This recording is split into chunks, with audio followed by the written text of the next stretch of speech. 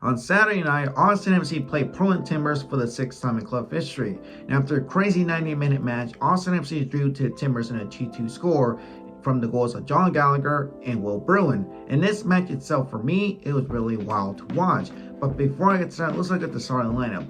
This lineup looked really decent and really surprising. We finally got to see Julio Cascante start in the back four with Leo Bison, John Gallagher, and Adam Lundekits, which meant that Alex Ring was back in his normal spot in the 8th with Owen Wolf and Danny Pereira in the 6th in the midfield. In the front three, it was Ronnie Redis and Emiliano Rigoni linking up again, and this was the most surprising one, Giazzi Zardes over Max Ruti. Maybe Wolf wants to save Ruti minutes to start him against New Mexico United in the US Open Cup. But the one thing that kind of drew us so many concerns was Driussi.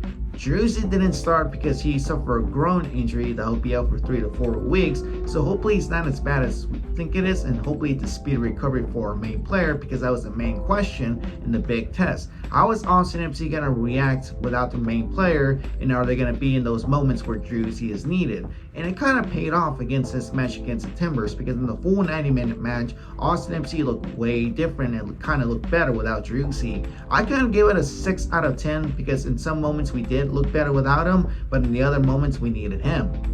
First half, both teams were going at it, going for that goal, but no, it's mostly staying in the back, which is kind of the main thing for Austin FC, is to stay in the back against the Timbers, because the Timbers can surprise you no matter what. Either player can score on you, and it kind of happened because a set piece from the Timbers happened. One player sees a defender who scores the first goal of the Timbers, an aerial cross, a set piece. Something Austin FC needs to work on is how to stop a set piece, because that's their weakness. Adam Lundekits is right there at the right time, man marking his guy, but the guy is so tall that he dunks over Lundekits that still couldn't even react or reach that ball as fast as he can. Timbers are up 1-0.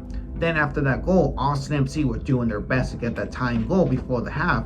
Rigoni and Redis link up in the last 2 games. That's been really decent, because when we see both players, Rigoni looks much more better on the left side, looks much more free, and Redis is right there to do some dent and damage to in a defense.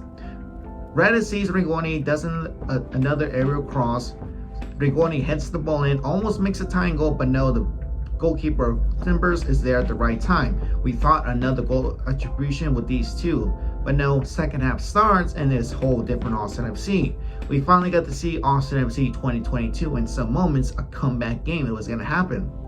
Because for the Timbers, they were doing their best to score a second goal, but it never happened. That Stu, Vice, and Cascante, those trio of the defense, kind of were the reason why that second goal didn't happen before first goal came in. Because a set piece, Rigoni sees John Gallagher, who's been balling out the entire season. John Gallagher, who does this, is free by himself in the right side of the field, by himself, exposed. Nobody sees him, gets there as fast as he can. Rigoni, aerial cross, sees Gallagher. Gallagher does a header. 1-1 Austin FC, and Timbers, game on. It's a tie match now. This also, Gallagher scores the 4th goal of his season, 4th goal with Austin FC.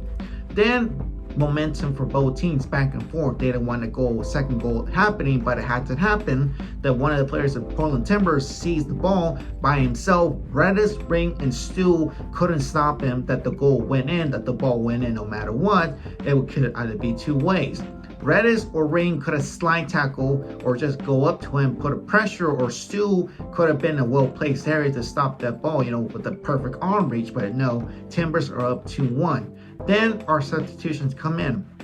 The one thing I never liked about Josh Wolf in this season is why I had to make substitutions in the last 10 minutes of the match.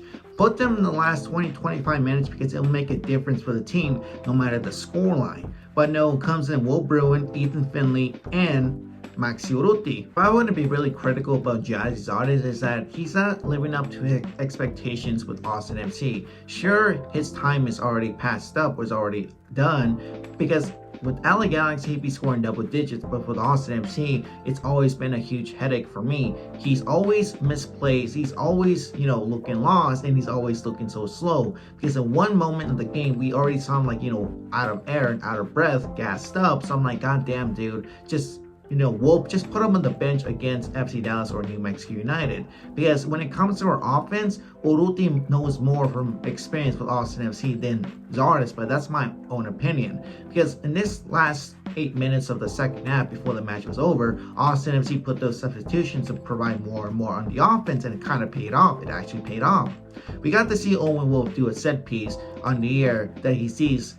Well, Bruin, a guy who we don't even expect to score a goal, we just put him on the bench and give him some minutes on the field like PT. But no, surprisingly, of all the players, our third stringer, that's the tying goal for the match.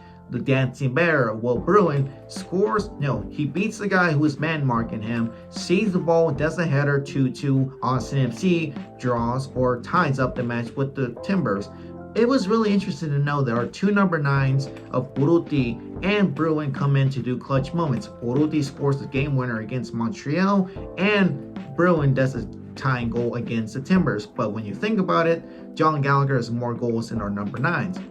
Austin FC gets a point against the Timbers, a hugely deserved point. Something people would say it's a win, but for me, I could care less. We finally get to score 2 more goals, thus also getting a point against a tougher opponent, which is Portland Timbers. But the one thing that I cared about the most is how the team going to be playing without Driussi. In this match against the Timbers, it actually paid off. There were some moments where the team was lost because in those moments we needed Driussi, so they tried their best to step up in those moments. And it was really decent to saying like maybe they should improve more and more in the month of May. But next game is going to be New Mexico United in the US Open Cup, and after that it's a tougher opponent, which is FC Dallas. But other than that, you guys, Austin FC deserved this point. For me, I care about it because the point against a tough opponent and scoring goals again.